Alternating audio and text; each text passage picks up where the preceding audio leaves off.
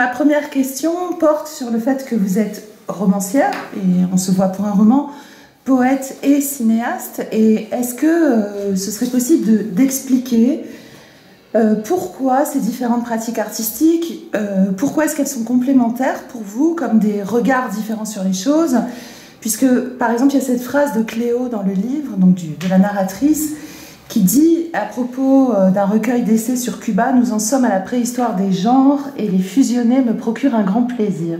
Et je pense qu'il ne s'agit pas que de plaisir, en fait. Pues tú eres novelista, poeta, cineasta. Hoy nos vemos por una novela, Domingo de Revolución, pero lo que me interesaría saber es por qué te interesan esas diferentes actividades artísticas y por qué te parecen complementarias. Hay un momento en la novela donde Cleo, el personaje, dice estamos en la prehistoria de los géneros y fusionarlos me causa mucho placer. Y creo que hay placer, pero hay más que eso también. ¿Nos puedes comentar? Gracias. Bueno, yo estudié en una escuela de arte donde vivías una vida muy colectiva y también una vida interactiva. Moi j'ai étudié dans une école d'art, ce sont mes études, et on y vivait une vie collective et créative. Y interactiva. Et interactive, ouais. Sí, las personas que estudian plástica, artes visuales, se fusionan performáticamente con las personas que estudian ballet o música, por ejemplo. Les personnes qui étudiaient les arts visuels allaient naturellement fusionner avec des gens qui faisaient de la musique ou du ballet. Cuando yo dejé de presentar en televisión era presentadora de televisión para escribir solamente, me di cuenta que la literatura estaba en la prehistoria de todas las nuevas artes, estaba detenida. Et donc j'ai été pendant tout un moment présentatrice pour la télé, et quand j'ai arrêté et que je me suis consacrée entièrement à l'écriture, je me suis rendu compte que l'écriture était comme restée figée à un moment de la préhistoire, avant même cette interactivité-là. Claro. Hay muy pocos cambios grandes dentro de las estructuras literarias formales, ¿no? Il y a peu de changements énormes dans le processus, dans les processus littéraires, dans la forme. Ça reste quand même un continuum. Y es por eso que yo he hecho una fusión de la poesía, del performance, de todo eso dentro de la literatura. Es una manera de cambiar también. Et pour moi, une des façons de changer cela, c'est d'essayer de faire une fusion entre des choses inspirées de la performance, de la littérature, des arts visuels, et de les mélanger. Y el mismo gesto, escribir un diario, un journal íntimo, un diario íntimo, ya es un gesto casi de arte contemporáneo, ¿no? Et ce geste même du journal intime, il s'intègre parfaitement dans un geste qui est proche de celui de l'art contemporain.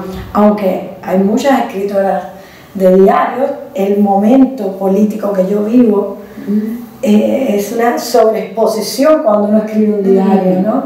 Et même s'il y a aujourd'hui beaucoup d'auteurs de journal intime, ce qu'on appelle en France de l'autofiction, c'est encore autre chose de se mettre dans cette position littéraire dans le contexte politique dans lequel je vis moi. Là, c'est un autre acte encore. Es un gesto artístico, un gesto literario et un gesto idéologique también. C'est un geste à la fois littéraire, artistique, esthétique, mais aussi idéologique. Y yo creo que en mi caso, cuando estuve en Princeton estos 2 años, me doy cuenta que hay un asentamiento historiológico, ¿no? Historiográfico, de lo que viven las personas comunes en un mundo tan cerrado políticamente. También esos son mis libros, ¿no? Un asentamiento de la vida cotidiana en un país donde no se sabe mucho de lo que vive la gente. Et ça fait 2 ans que je travaille avec Princeton et au cours de ce travail, je me suis rendu compte à quel point il y avait un fond commun qui est la vie quotidienne, et que la mettre en avant, cette vie quotidienne qui est tue, c'est un geste. Es muy interesante cómo la academia te explica quién tú eres. C'est très intéressant de regarder le monde université et l'universitaire t'expliquer qui tu es en retour. Alors, et justement, dans Un dimanche de révolution, enfin le roman pour lequel on se voit, on a du roman, évidemment c'est un roman, c'est la structure englobante du livre.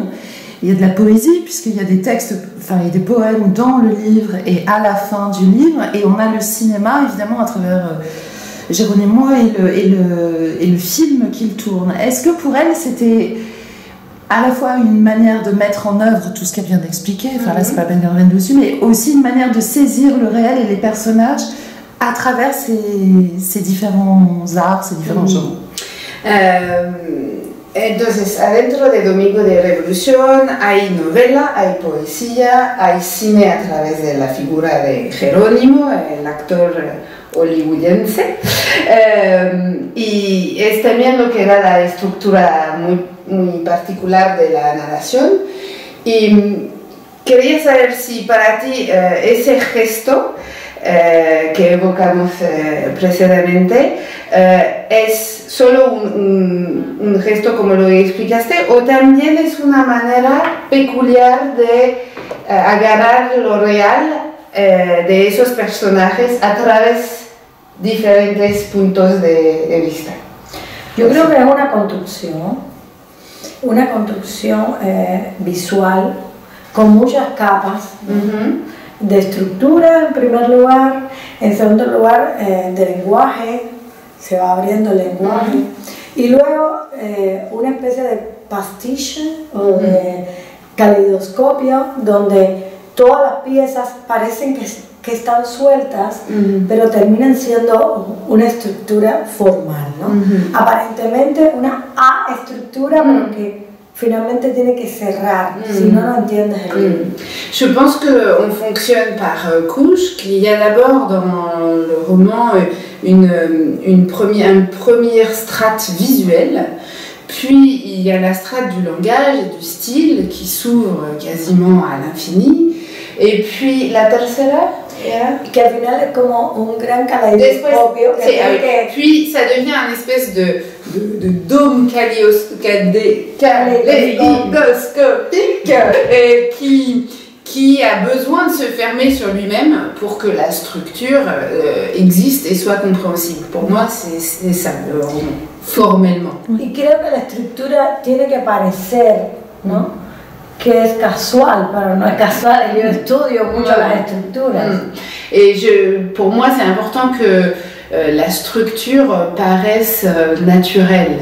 Évidemment, elle ne l'est pas, je la travaille beaucoup, mais j'aimerais que ça se voit pas.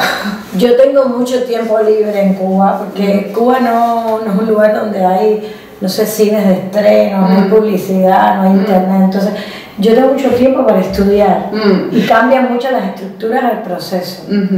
À Cuba, j'ai beaucoup de temps libre parce que il y a peu de tentations, il n'y a pas d'événements, il n'y a pas de, j'ai pas à faire de la presse, j'ai pas d'internet, donc j'ai beaucoup de temps pour me consacrer à l'étude de ce genre de sujet.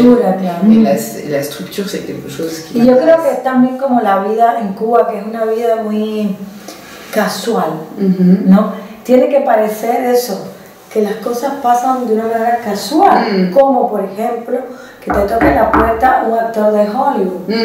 Es normal, porque así es la vida de Cuba, lo que en todas partes es insólito, en Cuba no. Il y a un grand sens de la banalité à Cuba, de choses qui ailleurs ne le seraient pas.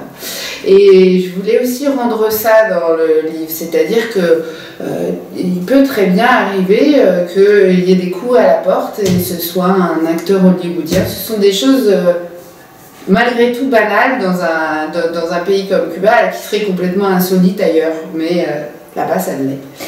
García Márquez decía que porque algo fuera real no tenía por qué ser verosímil en la novela. Yo trato de que todo sea verosímil. No importa que sea irreal o real, lo importante es que la novela pueda ser creíble. García Márquez disait que dans un roman, le réel n'avait pas à être vraisemblable. Mais moi, je travaille beaucoup sur le caractère vraisemblable des choses. Ça m'importe peu que ce soit réel ou irréel, mais en revanche, vraisemblable, c'est important. Et c'est pour ça qu'il y a Sting qui apparaît et qu'il y aurait pu y avoir García Márquez justement aussi. Por eso Sting aparece a tu puerta, a la puerta de Cleo. Pero Sting anticipó, tal vez. Sting apareció en mi casa por mi esposo que es pianista, pero a mi esposo no le gusta aparecer en las novelas. Sting est vraiment venu chez moi, mais il venait en fait pour voir mon mari qui est musicien, qui est pianiste, mais mon mari il n'aime pas apparaître dans mes romans, alors j'ai transformé. Lamentablemente para él está en todos los diarios que está comprando Princeton, así que va a estar en el fondo de Princeton. Mais malheureusement, de toute façon, il apparaît dans tout un tas de revues, donc il va finir par apparaître dans un de mes romans. Quand on parlait d'une structure et de choses qui englobent, l'autre question que je me posais, c'était par rapport au fait que quand on connaît les autres romans de Wendy Guérin, on reconnaît aussi d'autres textes, et en particulier ici, la genèse même du premier roman, donc de Tout le monde s'en va. Est-ce que la publication en Espagne, etc., enfin tout cet ensemble, est-ce qu'il y a une part d'elle dans Cléo ou pas du tout? Mais elle peut tout à fait estimer que c'est pas une question. Dice que leyendo esa obra y las otras hay ecos, especialmente con Todos se van, en el hecho de reponer en escena la primera publicación en España y todo. Y entonces te quería preguntar, pero si es una pregunta que no te gusta, no respondes, si sentías que había parte de ti en Cleo. Sí, siempre. Yo trabajo, mi inspiración en el personaje protagónico está en una artista visual cubana que murió en Nueva York, que se llama Ana Mendieta. Mi inspiración... Alors, son inspiration, si, tout à fait. Quand elle écrit, son inspiration, c'est une artiste cubaine d'art visuel qui est morte à New York il y a quelques temps et qui s'appelle Ana Mendieta. Ana Mendieta. Es una de las primeras art performance mujeres del mundo. Une des premières performeuses. Y ella cogía su cuerpo y lo internaba en la tierra y hacía como un dibujo con el cuerpo de su silueta, ¿no? Elle se couvrait de terre et ensuite elle s'auto-sculptait pour créer des... Eso en arena, en piedra, en fuego, también su silueta. Elle l'a fait, donc c'était toujours sa silhouette qu'elle retravaillait en sculpture, en sable, en pierre et même fuego. En feu. Ok, y esa huella no era ella, pero era ella. Habla de cómo uno puede ser sacado y metido del contexto, en su propio contexto, y dejar de ser uno siendo uno mismo, ¿no? Et évidemment, à chaque fois, cette silhouette-là, c'était elle et pas elle. Et ce processus, il nous renseigne sur la façon dont on peut s'extraire de soi et à la fois se réintégrer en tant que personne et pour parler de quelque chose qui est à la fois soi et un autre. Se dice generalmente que un escritor escribe un solo libro y lo demás son variaciones. Y los escritores generalmente tratan de ocultarlo. Yo trato de hacerlo obvio. Les écrivains, on dit souvent que les écrivains écrivent un livre et puis qu'ensuite les autres livres sont une déclinaison infinie sur le même thème du même livre. Et la plupart essayent de le cacher, mais moi au contraire c'est un processus que je revendique et que j'aimerais mettre en avant. El asunto es que cada personaje supere al anterior y que tenga mi ADN, pero que no sea yo misma, ¿no? Mon idée, c'est qu'à chaque fois, ce soit moi, un parti de moi, mais que cada personnage supere à l'autre.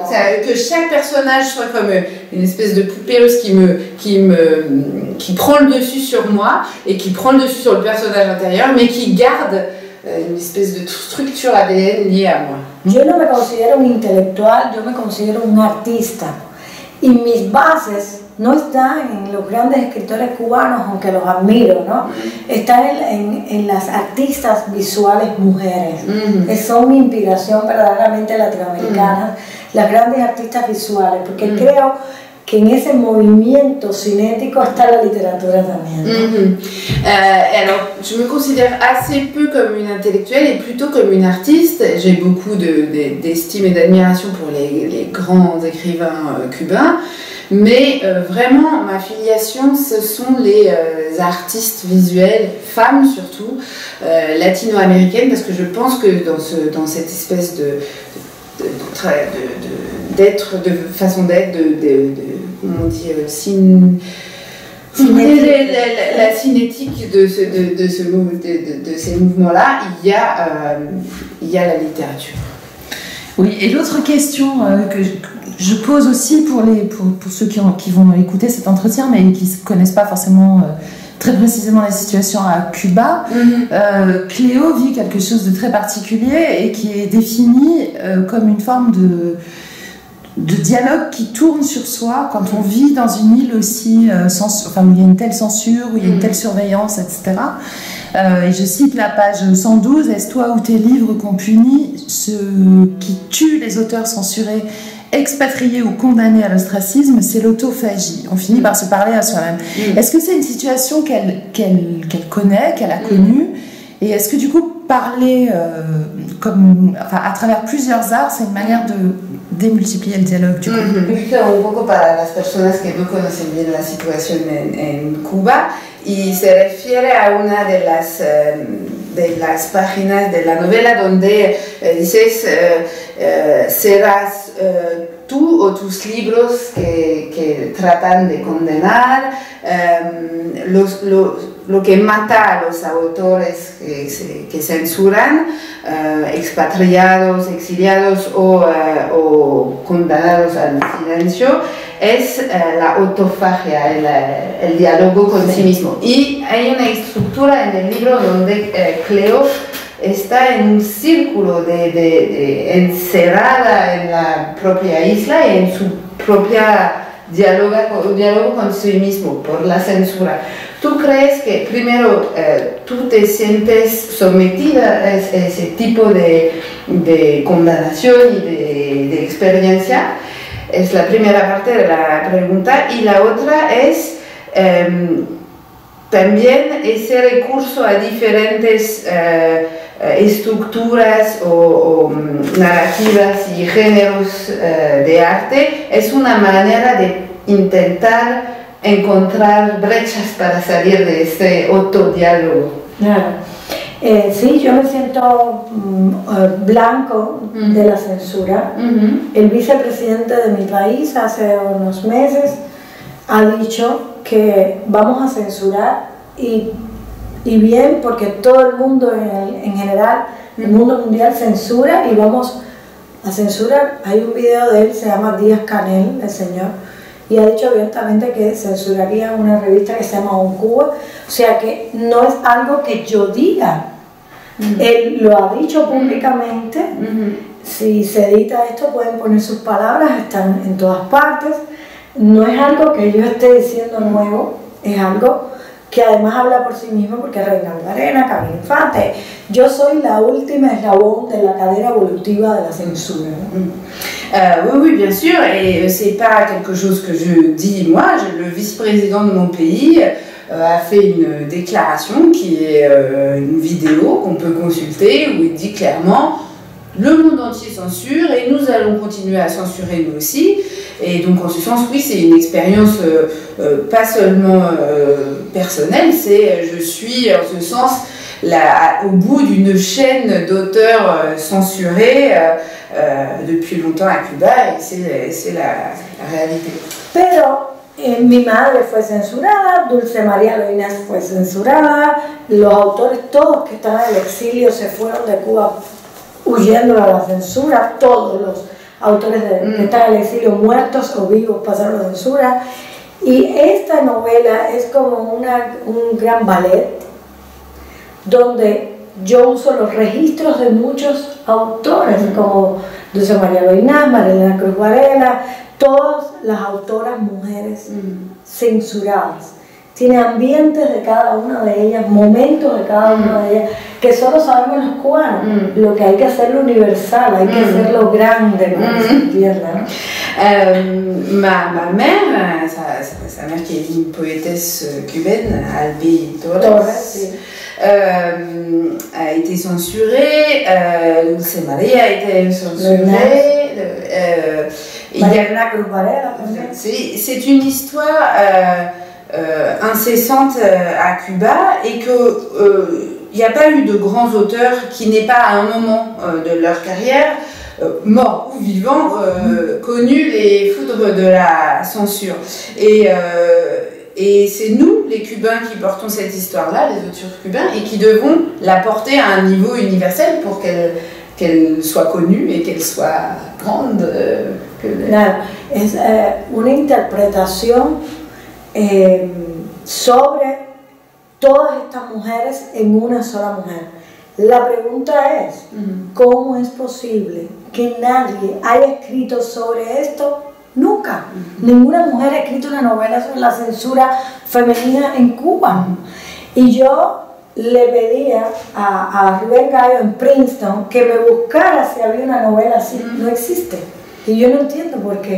Et donc je me suis particulièrement intéressée aux figures féminines et il n'y a rien là-dessus. Il n'y a pas eu de roman, il n'y a pas eu de texte écrit sur la censure spécifiquement appliquée aux femmes et aux artistes cubaines. Et pour moi, cette femme, Cléo, elle incarne toutes ces femmes censurées. Et j'ai demandé à Rubén Gallo, qui est donc un universitaire qui travaille sur Cuba, qui est à Princeton, trouve-moi un roman, un texte qui parle de ça, de cette censure à l'intérieur de Cuba des femmes, et il n'y a rien. Ahora, esto para un editor es bien complicado, porque nadie quiere oír hablar de estos problemas de Cuba, porque Cuba es como el último reducto. Entonces yo tenía que decidir si me metía en este tema. Es bien duro, porque la gente con Cuba no oye, y es políticamente incorrecto que aparezca una escritora de izquierda con este libro sobre la censura. Ha sido una suerte, ¿no? Como ha sido recibido en España, pero yo pensé que no lo iban a publicar. Je me suis vraiment posé la question parce que Cuba, un peu partout en dehors de Cuba, ça reste un petit point un peu comme ça reculé et magique, et on ne veut pas en entendre parler. Les gens se voilent la face, on ne veut pas savoir de la censure, et je me suis posé la question, est-ce que je me lance dans ce thème, est-ce que quelqu'un va le publier? Parce que c'est bien simple, être un éditeur de gauche et se balader avec un livre qui parle de la censure à Cuba, ça reste quand même politiquement pas hyper correct. Alors en Amérique latine pas du tout, en Espagne moins, et même en Europe ici c'est pas facile. Et en fait j'étais très contente de voir comment le livre a été reçu en Espagne et un peu partout. Merci à mes éditeurs. Oui, ça peut être le moment de préciser que Juliette, qui traduit en français, est l'éditrice de... Tremenda traductora técnica. Merci. Ma question suivante, c'est par rapport à l'épigraphe, parce que donc la citation au tout début, donc, qui est une citation d'un roman qui s'appelle Jardin, dont il est précisé qu'il n'a pas été traduit en France, et je me suis demandé le pourquoi de cette citation-là, enfin, qui est absolument magnifique, mais est-ce que c'est aussi pour ce que ça dit de la structure du livre, c'est-à-dire, pour reprendre le texte du roman, un défilé très net d'hommes et de femmes découpés en sections par l'entrecroisement des barreaux, c'est-à-dire aussi cette idée de liberté et d'enfermement, enfin, dans l'image même. C'est peut-être une question un peu compliquée, mais du coup, pourquoi est-ce qu'elle a choisi aussi cette épigraphe-là? Entonces, quisiera hablar un poco del texto de Dulce María Lloynas Jardín, que abre el libro y que dice: hombres afeitados y mujeres sonrientes pasaban muy cerca en un claro desfile cortado a iguales tramos por entrecruzamientos de lanzas de la reja. Al fondo estaba el mar. En ese hay el encerramiento y la libertad. ¿Por qué escogiste ese texto y qué es el sentido de abrir la novela con tal texto? Jardín de Dulce María Loinás, yo creo que una de las grandes novelas escritas por mujeres en Cuba, una de las grandes.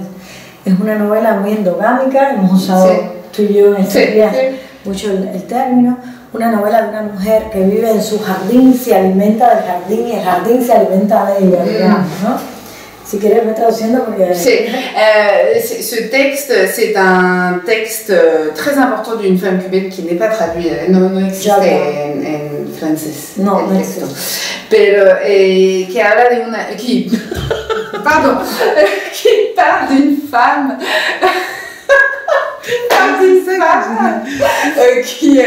qui vit dans son jardin, et elle vit à la fois de ce jardin et ce jardin vit d'elle. Donc il y a c'est un espèce de monde comme ça complètement endogame. Luego ella escribió esto en los años 40. Elle a écrit ça dans les années 40. Pero vino la revolución y Dulce María Loinás se encerró en su casa 30 y tantos años y no salió nunca ni al médico. La revolución allá afuera y ella allá adentro escribiendo. La revolution la ignoraba y ella ignoraba la révolution. Et puis, donc, ça a été écrit dans les années 40, ensuite est venue la révolution cubaine, et cette auteure, Dulce María Loinás, elle s'est enfermée chez elle. Et donc, la révolution suivait son chemin à l'extérieur, et elle, à l'intérieur, derrière ses murs, elle vivait en l'ignorant complètement. Elle continuait à écrire, et ces deux mondes s'ignoraient l'un l'autre. Hasta que le dan el premio Cervantes. Y la revolución tuvo que correr a darle todas las medallas y los premios. Et puis elle a fini par avoir le prix Cervantes, qui est un des plus grands prix de langue espagnole. Et là, la révolution a dû lui courir un peu derrière et lui remettre tout un tas de médailles, ce qui n'était pas prévu. Pero murió en un ejercicio de resistencia en su casa escribiendo. Y ella es el gran homenaje que yo hago ahí a esta mujer. Mais elle est morte chez elle, enfermée avec ses écrits dans un acte de résistance. Et donc, elle est là au début de ce livre parce que c'est la figure tributaire de ce livre. C'est l'hommage, c'est elle. Y está la reja y la realidad y ella atrás de la reja como Cleo también. Ouais, elle était vraiment enfermée derrière ce petit barreau, la réalité, l'autre réalité se déroulant à l'extérieur, et c'est vraiment l'image du livre, et comme Cleo dans ce livre. Y viéndolo desde Francia, sentada de este lado, viendo ya esta cita desde Francia, recuerdo una maravillosa película corto de Agnès Varda que se llamaba Salut Cubain, donde los cubanos estaban todo el tiempo de fiesta, ¿no? Mi madre decía, pero ¿qué celebramos? Porque hay muchos problemas, ¿no? Y un poco eso que ve ella es eso, esa felicidad eterna, entre comillas, de los cubanos, y también es importante ponerlo, ¿no? Et ça me fait penser, en parlant de tout ça d'ici en France, ça me rappelle un film court d'Agnès Varda qui s'appelle Salut Cuba, qui montre un incessant défilé de gens dansant, faisant la fête.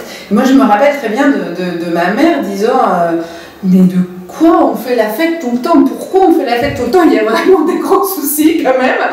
Et c'est aussi ça ce livre, c'est l'idée de... Le contraste. Du contraste entre une fête en apparence et puis la réalité.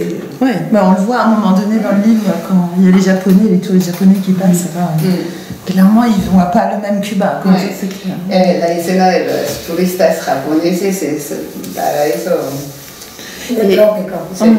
Et l'autre question que je me posais par rapport à cette épigraphe, mais sans connaître le livre évidemment, c'était aussi par rapport Alors là, je viens d'entendre que ça a été écrit dans les années 40, ça a été publié en 54 à Cuba.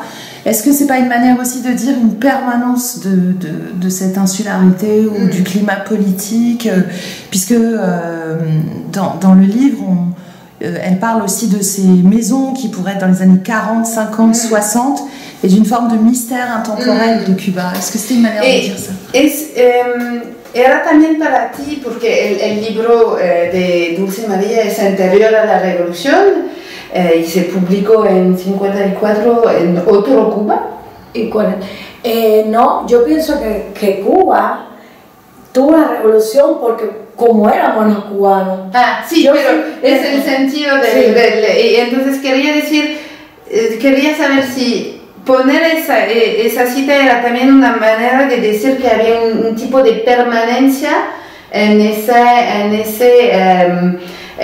imposibilidad, de ese misterio intemporal de Cuba. Sí lo creo y pienso que hubo muchos exilios también, porque Nicolás Guillén se exilió en París, por ejemplo.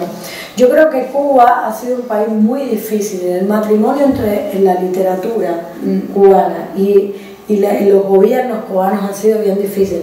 El mayor ejemplo es José Martí, que estuvo exiliado la mitad de su vida para no decir más. Oui, je crois que vraiment ça a inscrit le livre dans une continuité, enfin une problématique qui est récurrente dans la vie littéraire cubaine. Il y a l'exemple de Nicolás Guillén, sans doute le plus grand exemple c'est José Martí, qui a passé quand même quasiment l'ensemble de sa vie en exil. Et je pense que les gouvernements successifs, le pouvoir politique à Cuba et la littérature ont été un problème de façon continue.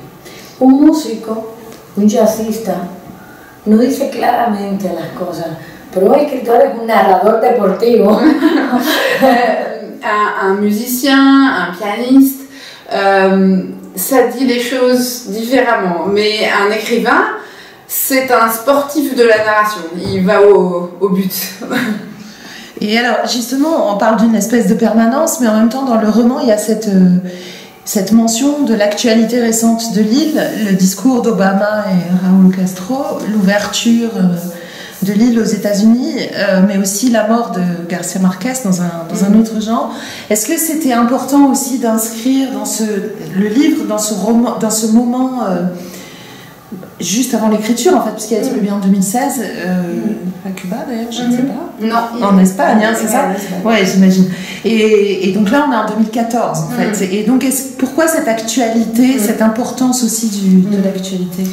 Pero aunque hay referencia a otros tiempos de Cuba, sentiste la necesidad de incluir tu novela en un momento muy cercano y con eventos que marcan una historia muy reciente de Cuba, el discurso de Obama y Raúl Castro, la muerte de García Márquez. ¿Por qué? Bueno, porque los escritores cubanos, y yo quiero que eso sea algo que quede después de mi muerte, ¿no? Hemos tenido que sustituir la memoria histórica, porque en Cuba están evadiendo abrir los archivos históricos, en Cuba están evadiendo contar en la prensa lo que está pasando.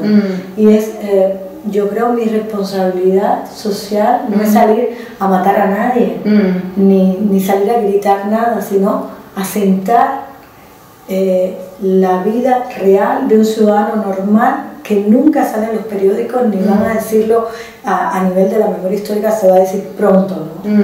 Y es mi rol social, es contar lo que está sucediendo para que cuando yo esté muerta se sepa cómo vivíamos esos grandes acontecimientos. Je pense que ça fait partie de nos responsabilités d'auteur cubain. Moi, je voudrais que mes livres me survivent et il se trouve qu'à Cuba, il n'y a pas l'archive historique ou un mensonge ou inexistante. Donc, je pense que c'est de notre responsabilité. Moi, je le prends personnellement comme un rôle social de ma vie d'auteur que de témoigner de ce qui n'apparaîtra jamais nulle part, puisque à Cuba, dans les journaux on ne lit pas la vie réelle, qu'il n'y a pas d'archives historiques qui soient fiables et qu'ailleurs, ça vient d'ailleurs. Donc vraiment, je pense que ça fait partie de mon rôle social d'écrivain que de témoigner pour que ça me survive l'histoire de ce que vivent les gens aujourd'hui dans mon pays. Ya esto es como muy íntimo con mi país, ¿no? Es algo... C'est une relation intime à mon pays. Et alors justement, à propos d'intimité, le livre commence donc avec le deuil de Cléo qui a perdu ses parents un an avant, et on apprend assez vite pardon, que c'est une mort qui n'est absolument pas accidentelle, mais qui est un accident, enfin un assassinat politique déguisé en accident de voiture. Et est-ce que c'était une manière pour elle, cette dépression de la narratrice, de lier dimension intime et dimension politique du livre? Il y a une articulation des deux qui est très très très intéressante dans ce livre, qui est assez fascinante. Donc est-ce que le deuil pour elle c'est ça, c'est figurer autre chose par quelque chose que tout le monde peut comprendre en fait?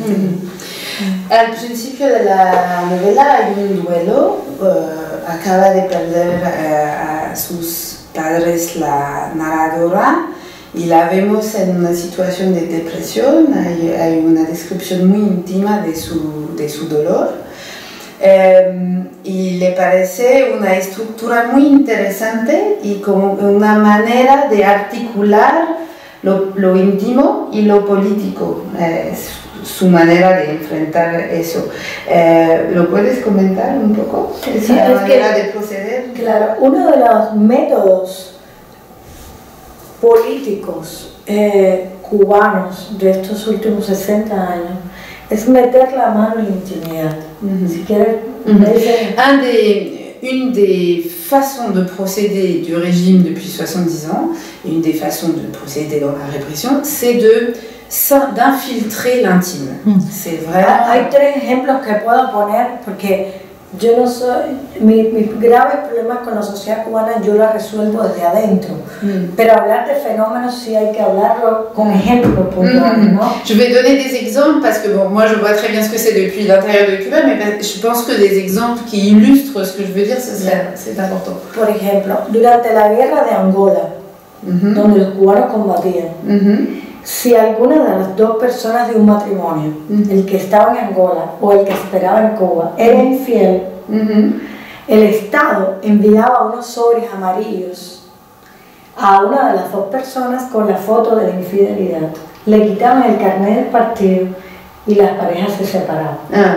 Un des exemples, c'est par exemple que pendant la guerre d'Angola, pendant que des soldats cubains combattaient en Angola, les couples, qui étaient donc de chaque côté de l'Atlantique, devaient prouver leur fidélité. Et quand ils étaient infidèles, l'un des deux était infidèle, l'État envoyait une petite enveloppe jaune avec une photo de l'infidèle à l'un des deux, soit depuis Cuba vers l'Angola, soit de l'Angola vers Cuba. Et les couples étaient séparés et on leur enlevait la carte du parti. En nombre de la moral socialiste. Au nom de la morale socialiste. Eso.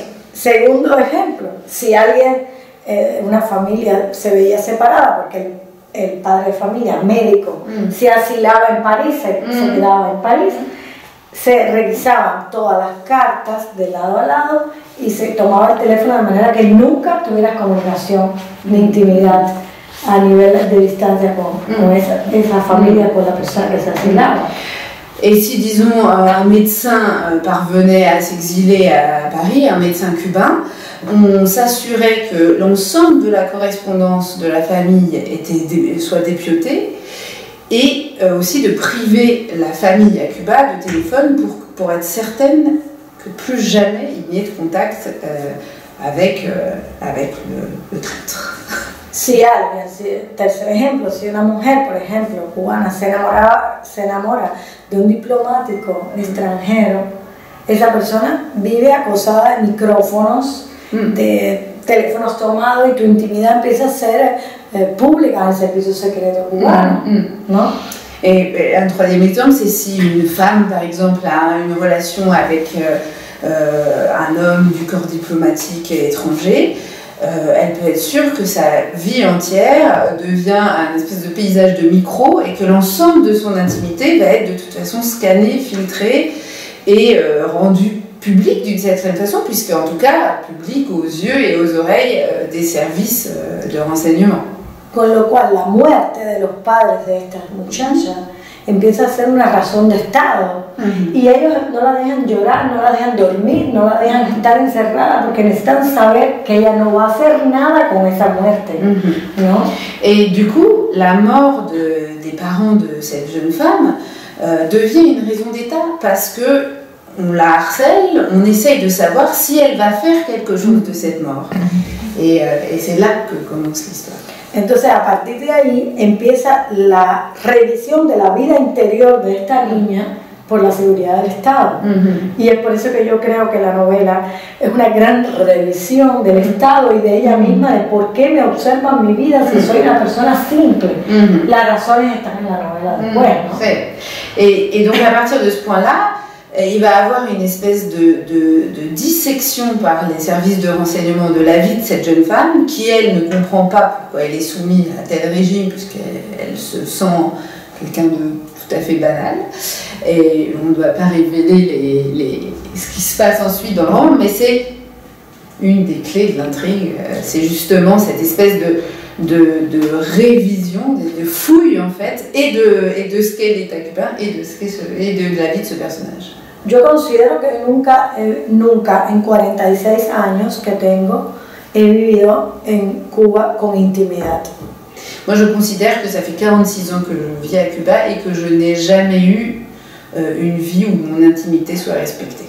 Por eso Eliseo Alberto Diego Lichi creó una novela que se llama La fábula de José, un zoológico, donde la última jaula es una persona, un ser humano, que está expuesto como un ejemplar de Homo sapiens.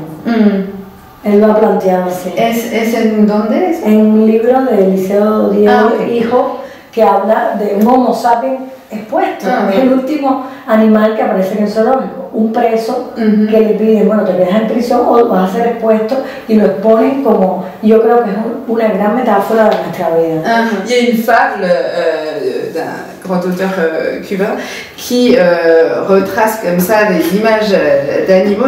La toute dernière image, c'est un Homo sapiens dans une cage. Et c'est assez représentatif. Y significa que estamos expuestos. Voilà, nous sommes, en tant que Cubains, exposés dans une cage. Por eso, esto creo que responde a tu pregunta. Je crois que je réponds à ta question. Oui, il y a aussi tout le paradoxe de cette situation, c'est-à-dire il y a une forme de paranoïa, alors qui est évidemment liée à la situation politique, mais qui est aussi le fait d'être une dissidente, parce qu'on a décidé qu'on est une dissidente, c'est-à-dire qu'on intériorise la répression et voilà, et c'est une héroïne malgré elle. Et puis il y a le fait que pour nous qui ne vivons pas dans ce type de situation, entre guillemets, a priori, finalement ça ressemble aussi à nos vies totalement transparentes via les réseaux sociaux, etc. Et ce qui est montré à travers ce personnage d'acteur qui est tout le temps photographié, traqué, qui n'a plus de vie non plus. Est-ce que c'est ces paradoxes-là aussi qu'elle a voulu montrer? Sigue teniendo la idea que hay un paradoja fundamental en la novela que le interesa mucho, que es de un lado esa mujer que interioriza, o sea, hay una forma de paranoia creada por el Estado irreal, ¿no? Que hace que se vuelve una heroína en contra de sí misma, ¿no? Pero también para nosotros, como gente que vive al exterior de ese sistema, hay como una metáfora de nuestras vidas transparente que las redes sociales han vuelto expuestas siempre, y que para ella se ve mucho en el personaje del actor, que siempre está, lo fotografian siempre está expuesto. ¿Nos puedes hablar un poco de esa paradoja de Yo trabajo en las redes sociales cuando viajo, pero creo que en Cuba somos observados todo el tiempo. Entonces, por eso tengo mucho cuidado con las redes sociales, porque tengo como un máster en observación. À Cuba, on nous observe tout le temps. Alors moi, j'utilise beaucoup les réseaux sociaux, surtout quand je suis à l'étranger, mais j'estime que j'ai un doctorat en transparence parce que je suis observée depuis toujours. Y quizás la diferencia con el actor de Hollywood es que los dos tienen dos situaciones de observación diferentes. Él tiene una situación voluntaria porque él vive de la observación y ella tiene una situación involontaria porque puede morir por la observación. Je pense que le nœud de ce paradoxe, il est dans la façon d'être soumis à cette transparence. Lui, c'est une transparence dont il vit et qu'il a choisi, puisqu'il est acteur, il a choisi de s'exposer. Mais elle, c'est une transparence qui lui est imposée et qui la met en danger de mort. Donc c'est ça pour moi qui fait le...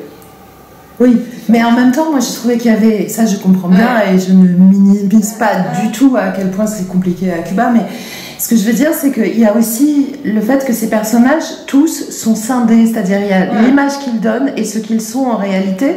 Et Cléo, elle va le vivre évidemment comme une bombe, puisqu'elle apprend que son père n'est pas son père, et donc elle doit réapprendre à vivre avec un autre passé qui n'est pas le sien. Et lui n'est pas, en tant qu'acteur, l'homme qu'il est. Et à cette scène, enfin, moi j'ai trouvé sublissime, où elle regarde un film dans lequel il joue, et où elle ne le reconnaît pas totalement, etc. Enfin, il y a ce travail constant sur l'intériorité, et enfin l'extériorité c'est pas vraiment le mot, mais... Est-ce que tu vois ce que je projection. Ouais, ce qu'on projette. Eso sí le queda bien claro lo que mencionaba sobre las diferencias en la manera de cómo se impone a ti la observación, pero lo que quería enfatizar era la dimensión dividida de cada personaje entre lo que es y lo que proyecta sobre el mundo exterior, de manera voluntaria o porque el mundo exterior quiere agarrarlo, pero y eso, cada personaje tiene esa relación muy dual a su propio ser. El actor, por ejemplo, dice que hay una escena maravillosa, y es verdad que es muy bonita, cuando miran juntos una película suya y que ella lo reconoce pero sin reconocerlo. Y entonces eso es una parte muy interesante. ¿Cómo explicas ese juego doble permanente? Yo creo que en la novela el mayor juego es en la empleada doméstica. Que tú no sabes si la está ayudando o es ella la que está delatando, y por eso se sabe los poemas. Ahí está, yo creo que la cathédrale del problème. Alors pour moi, la cathédrale du problème, celle qui incarne le mieux ce que tu mentionnes, c'est la domestique, dont on ne sait jamais si elle aide, et qui elle aide, qui connaît tous les poèmes par cœur et qui les réécrit. Enfin, alors... Elle, c'est le monument du... Pero también hay un tercer drama complicado, que es cómo yo amo esa enfermedad, porque el personaje más lindo de la novela para mí es ese personaje, y es eso que uno ama, la cosa bizarra de amar lo que no entiende. Tú no entiendes si ella te está cuidando, te está dando de comer, te está alimentando o te está sacando la vida. Pero uno ama esa rareza. Y esa es la gran zona oscura de la novela. Pour moi, la grande zone d'ombre et en même temps fascinante du roman, c'est la façon dont Cléo aime cette femme, dont elle ne sait pas si elle la protège, et à la fois elle la protège, elle la nourrit, et peut-être qu'elle est en train de lui prendre la vie aussi, on ne sait pas. Et pour moi, ça c'est comment tu aimes ce qui peut-être te tue et à la fois te nourrit, et comment la bizarrerie de cette relation est aimable en elle-même, pour moi c'est la zone... Ahí hay muchas respuestas porque llevamos en esa vida endogámica 60 años todos adentro. Et là il y a beaucoup de types de réponses à ce problème-là, mais il faut bien s'imaginer que ça fait 70 ans qu'on vit tous dans cette relation complètement endogame et enfermée. Donc, Y un paso más allá porque hay autores que viven fuera de Cuba toda su vida, la mitad o más de su vida, no pueden parar de hablar del mismo tema. Et par ailleurs, on sait aussi que ceux qui sont à l'extérieur, ils passent leur vie à ne parler que de Cuba. C'est le thème unique. La enfermedad de Cuba. Et donc c'est comme une maladie. Maladie cubaine. La maladie cubaine. Bah, d'ailleurs, c'est très très bien montré dans le livre. J'en ai pas parlé dans les questions, mais effectivement. Et alors, il y a peut-être cette cette dimension sur laquelle je voudrais poser ma dernière question, qui est la dimension aussi du corps. Parce que tout à l'heure, elle nous disait que le corps, c'est aussi ce qui nous appartient pas, puisque l'intimité est scrutée, etc. Et en même temps, elle écrit, enfin en tout cas Cléo écrit, notre unique espace de liberté depuis toutes ces années à nous les Cubains, c'est lui le corps. Et donc il y a aussi ce paradoxe-là, parce que c'est un roman, et c'est aussi ce qui fait sa grandeur, entièrement tissé de tensions et de paradoxes, etc. C'est un immense roman du corps féminin, du désir, de l'interdiction du désir. Est-ce que c'était très important pour elle d'écrire sur ce sujet-là? Entonces, otra de las paradojas, pero muy interesante, es que dijiste un poco anteriormente que de los procedimientos del Estado era meter la mano en tu intimidad, incluso tu cuerpo, y tu sexualidad y el deseo, y al mismo tiempo Cleo, a un punto dado en la novela, dice que el único espacio de libertad de los cubanos es el cuerpo, y le parece que es una gran novela sobre el cuerpo y más que todo el cuerpo femenino, el deseo y la sexualidad femenina. Era una intención, me imagino. ¿Nos puedes comentar un poco? Yo creo que no, que lo único que a mí se me va de las manos realmente es la sexualidad, porque como mismo, por ejemplo, un escritor japonés trabaja con la imagen, con la naturaleza, y no lo puede evitar. Y lo lees en los haikus, o lo lees en Mishima, o lo lees en Murakami, o lo lees en Banana de Shimoto. La naturaleza está en todas partes. El trabajo entre el mar y la isla y todo eso, para nosotros, creo que en la literatura cubana, sin duda alguna, es la sexualidad. Y yo creo que es una manera de vivir. Et je pense que c'est pas si conscient que ça, parce que en fait c'est le thème cubain par excellence. C'est comme un peu comme j'ai l'idée que dans la littérature japonaise, entre les haïkus et tout ça, cette évocation permanente de la nature, chez les grands poètes comme chez les romanciers, c'est quelque chose qui symbolise à soi seul et qui est toujours là. Et je pense que pour nous, les Cubains, c'est clairement le corps et la sexualité. Como en Francia es difícil comer sin vino, en Cuba es difícil escribir sin sexo. Comme en France, on ne mange pas sans vin, à Cuba, on n'écrit pas sans sexe.